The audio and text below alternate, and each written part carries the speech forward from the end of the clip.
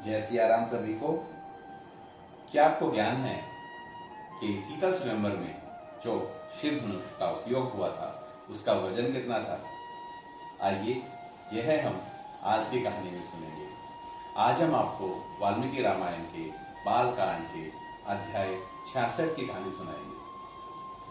तो जैसा कि अभी तक हमने सुना कि विश्वामित्र जी, राम जी, लक्ष्मण जी अपने सभी साधु संतों के टोले के साथ मिथिला नगरी आए हुए हैं और राजा जनक से मिलने के पश्चात विश्वामित्र जी ने कहा, उनसे अनुरोध किया है कि राम जी और लक्ष्मण जी उस दिव्य शिव धनुष को देखना चाहते हैं, उसका दर्शन करना चाहते हैं। और राजा जनक ने कहा कि अगर राम जी उस शिव धनुष के ऊपर प्रत्यंचा चढ़ा दें तो मैं बहुत खुश होऊंगा।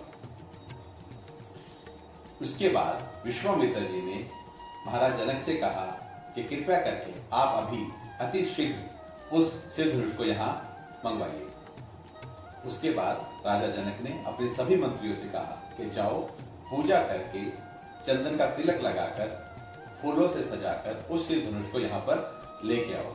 सभी मंत्रीगण जल्दी से वहां जाते हैं और शिव धनुष जो कि लोहे के बड़े डिब्बे में 8 पहियों का जो डिब्बा था उसमें रखा गया था और उसको खींचने में 5000 पहलवान लगते हैं जो उसे राजसभा में लेकर आते हैं। जिस शिव धनुष को इतने सारे राजा हिला भी नहीं पाए थे, वो आखिरकार विश्वामित्र जी, राम जी और लक्ष्मण जी के सामने आता है।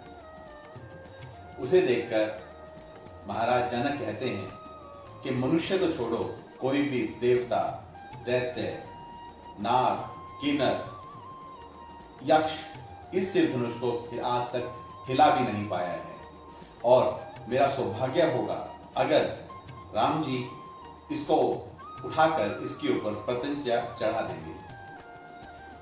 उसके बाद विश्वामित्र जी से राम जी बोलते हैं कि गुरुजन, अगर आपका आशीर्वाद हो तो मैं इस शिव धनुष को देखना चाहूंगा।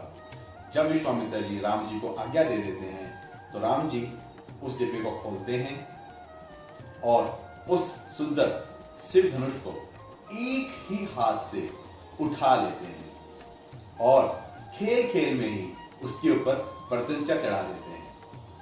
और प्रत्यंचा चढ़ाने के बाद जैसे ही प्रत्यंचा को खींचते हैं और शिव धनुष बीच में से टूट जाता है।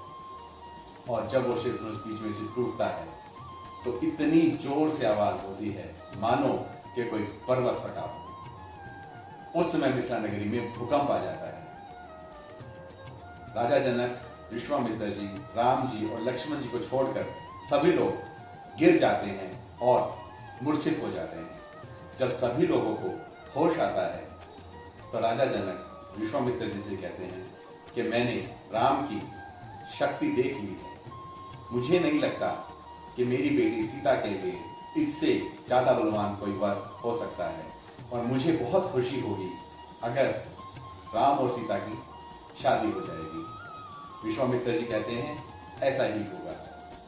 तो महाराज जनक खुश होकर विश्वामित्र जी कहते हैं, आप मुझे आज्ञा दीजिए, मैं अति शीघ्र महाराज दशरथ को यह संदेश पहुंचाना चाहता हूं कि मैं अपनी बेटी की शादी उनके ज्येष्ठ पुत्र राम जी से करवा रहा हूं, जिससे महाराज दशरथ जल्दी से मिथिला नगरी आए और इस शुभ कार्य को संपन्न करें।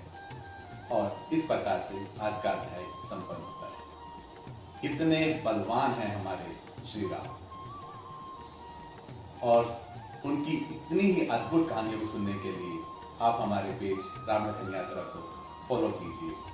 हम रोज आपके सामने वाल्मीकि रामायण की कहानियां लेकर आ रहे हैं और आप सबसे अनुरोध करते हैं कि आप हमारी कहानियों को ज़्यादा से ज़्यादा लोगों के साथ शेयर कीजिए। उनसे अनुरोध कीजिए कि वो हमारे पेज को फॉलो करें और आप सभी लोग सुनते रहिए प्रभु राम की कहानी, फट मानो की जबानी। जय सिया राम।